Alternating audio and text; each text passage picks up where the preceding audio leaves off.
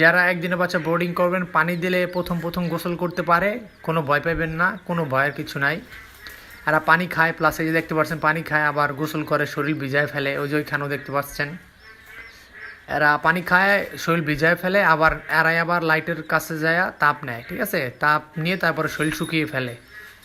তো কেউ এটা নিয়ে টেনশনের কিছু নাই, আসলে বোঝানোর স্বার্থে আমি বলে দিচ্ছি। এইখানে আমার প্রথমে আমি নিচে দিছি আপনার ধানের কুড়া তুষ, ধানের কুড়া তুষ দিছি, তারপরে উপরে এখানে প্রায় 2 ইঞ্চির মতো আছে, 2 ইঞ্চি বা 2.5 ইঞ্চির মতো আছে, যাতে তাপটা গরম এর গায়ে খুব সুন্দরভাবে লাগতে পারে।